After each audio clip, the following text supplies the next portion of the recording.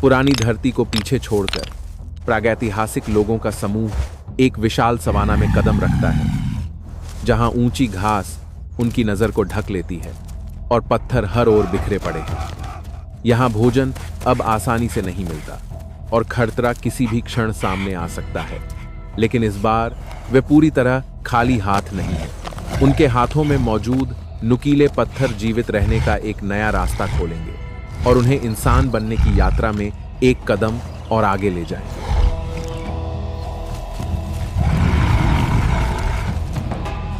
दलदली क्षेत्र को छोड़ने के बाद प्रागैतिहासिक लोगों का समूह एक विशाल सवाना में प्रवेश करता है। यहाँ अब न तो गंदले पानी के गड्ढे हैं और न ही पैरों को जकड़ लेने वाली कीचड़। उनकी जगह है सूखी जमीन, ऊंची घास के झुरमुट और हर ओर बिखरे पड़े असंख्य पत्थर। जगह पहले से अधिक विस्तृत और खुली है, लेकिन यही खुलापन उन्हें दूसरों की नज़र में आने के लिए भी अधिक आसान बना देता है।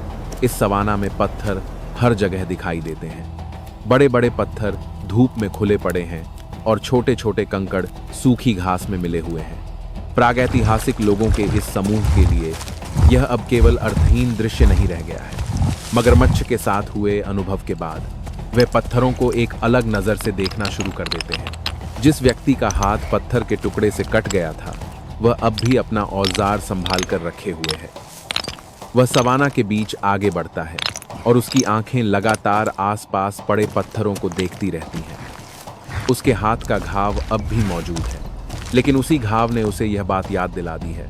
तेज पत्थर काट सकता है, चमड़ी को चीर सकता है और पूरे समूह को भोजन हासिल करने में मदद कर सकता है। भूख फिर से लौटने लगती है। पूरा समूह भोजन की तलाश में अलग अलग दिशाओं में फैल जाता है। कोई घास के झुरमुटों के नीचे खोजता है, कोई पत्थरों के आसपास ध्यान से देखता है और कोई जमीन पर झुककर जानवरों के निशान ढूंढता है। लेकिन इस विशाल सवाना में भोजन आसानी से सामने नहीं आता।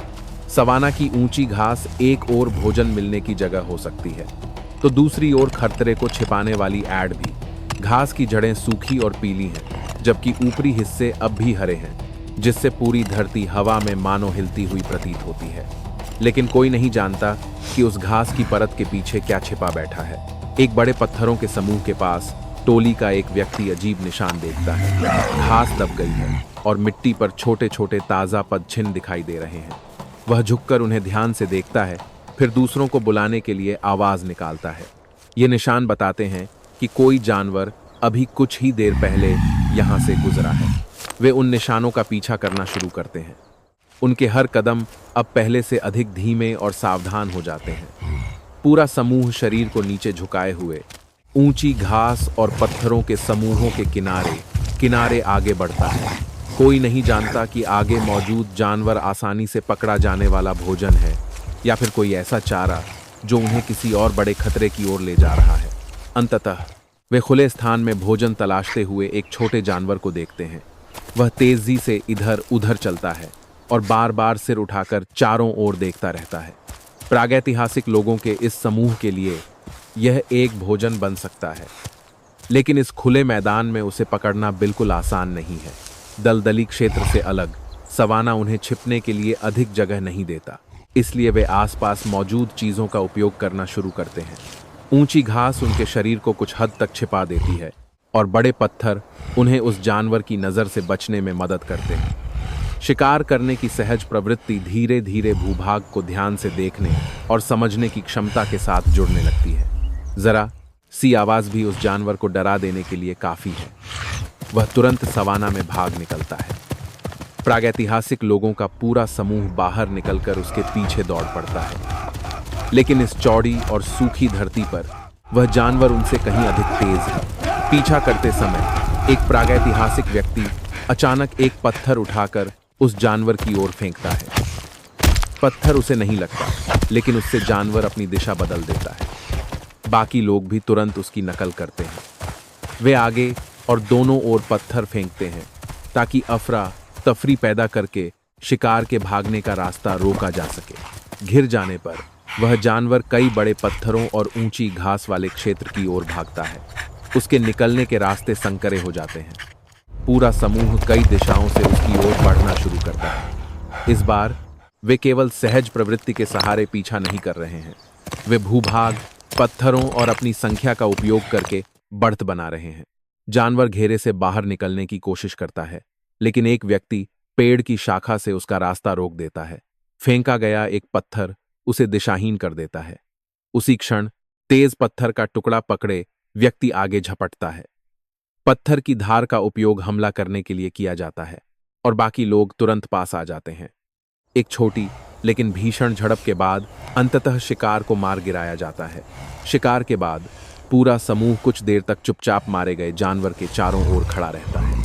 वे अपने हाथों में पकड़े पत्थरों को देखते हैं, फिर सामने पड़े जानवर को। पत्थर केवल मांस काटने के काम नहीं आते।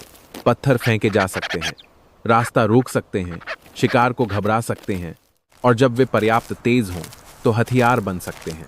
वहीं सवाना में वे शिकार का मांस काटना शुरू करते हैं। तेज पत्थरों के टुकड़े जानवर की खाल पर चलाए जाते हैं और भीतर का मांस सामने आने लगता है। कुछ अन्य लोग और औजार बनाने के लिए पत्थरों को आपस में मारते रहते हैं। हर टुकड़ा उपयोगी नहीं होता, लेकिन हर कोशिश के साथ वे धीरे धीरे समझने लगते हैं कि पत्थरों में भी अच्छे और बेकार प्रकार होते हैं। भोजन उस विशाल सवाना के बीच होता है। वे ताजे मांस के टुकड़े नोचते हैं और थकाऊ शिकार के बाद चुपचाप चबाते हैं। चारों ओर ऊंची घास, बड़े पत्थर और विरल पेड़ों की कतारें हैं। उस दुनिया में हर निवाला मेहनत, जोखिम और सीख से हासिल होता है। जब भोजन समाप्त होता है तो एक बदलाव दिखाई देने लगता है। कुछ लोग अब तेज पत्थरों के टुकड़ों को पीछे नहीं छोड़ते। वे उन्हें उठाते हैं और अपने साथ ले जाते हैं। औजार अब केवल उस क्षण में इस्तेमाल होने वाली चीज नहीं रह गया है। वह याद रखा जाने वाला, चुना जाने वाला और अगली बार के लिए संभाल कर रखा जाने वाला वस्तु बनने लगता है। सवाना के बीच भोजन प्राप्त करने के बाद प्रागैतिहासिक लोगों का पूरा समूह फिर से आगे बढ़ने लगता है। वे किसी एक जगह पर बहुत देर तक नहीं रुकते। उनके लिए जीवित रहने का अर्थ है हमेशा चलते रहना, हमेशा आसपास देखते रहना और इस विशाल लेकिन अनिश्चित भूमि में अगले अवसर की तलाश करते रहना। वे लंबी दूरी तक चलते रहते हैं। सूरज धीरे धीरे क्षितिज की ओर झुकने लगता है और सवाना पर फैली रोशनी मंद पड़ने लगती है। जब अंधेरा उतरना शुरू होता है तो यह विशाल भूमि दिन की तरह शांत नहीं रह जाती। रात का आगमन उन शिकारी जीवों के जागने का समय भी होता है। पूरी तरह अंधेरा होने से पहले समूह रात बिताने के लिए एक बड़े पेड़ तक पहुंचता है। जमीन पर वे बहुत आसानी से शिकार बन सकते हैं, लेकिन ऊंची शाखाओं पर वे अंधेरे में भटकने वाले शिकारी जानवरों से कुछ हद तक बच सकते हैं। जैसे ही वे आश्रय की जगह चुन लेते हैं, वे पेड़ पर चढ़ना शुरू कर देते हैं। जमीन पर उनकी चाल अब भी भारी है, लेकिन जब वे पेड़ के तने को पकड़ते हैं तो उनके शरीर कहीं अधिक फुर्तीले हो जाते हैं। एक एक करके वे ऊपर चढ़ते हैं और जल्दी ही रात गुजारने के लिए अपने लिए पर्याप्त मजबूत जगह ढूंढ लेते हैं। हर व्यक्ति अपने लिए अलग जगह चुनता है। तने के पास की बड़ी शाखाएं सबसे सुरक्षित हैं, जबकि बाहर की ओर निकली पतली शाखाएं आसानी से टूट सकती हैं और अधिक खतरनाक हैं।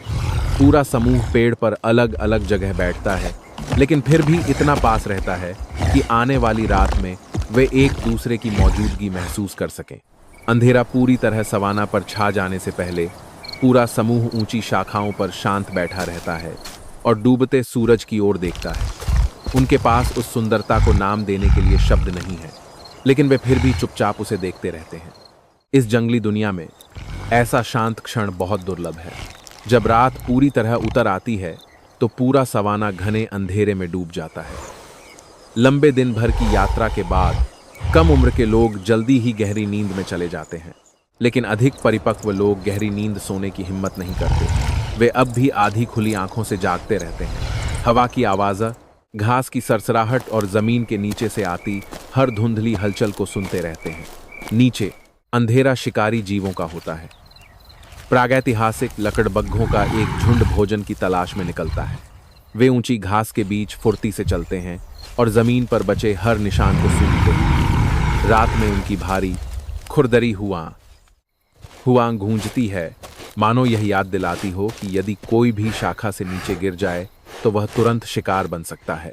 ऊपर की ऊंची शाखाओं पर दो छोटे पक्षी अब भी गहरी नींद में हैं।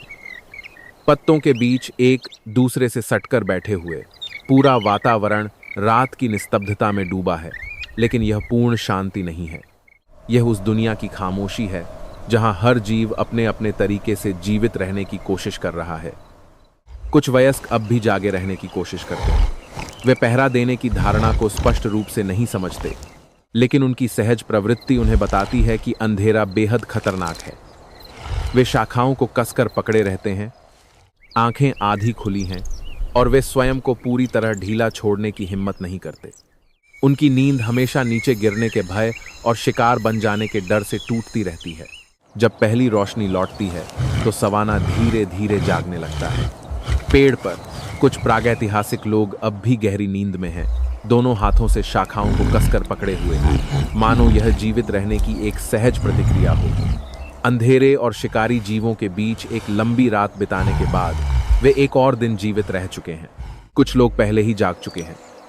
वे नीचे जमीन की ओर देखते हैं, आसपास का निरीक्षण करते हैं, फिर सरल इशारों से एक दूसरे से संवाद करते हैं। स्पष्ट शब्दों की आवश्यकता नहीं है, वे फिर भी संकेत दे सकते हैं, चेतावनी दे सकते हैं और आगे किस दिशा में बढ़ना है यह तय कर सकते हैं। जब पूरा समूह जाग जाता है तो वे रात के आश्रय को छोड़ना शुरू करते हैं।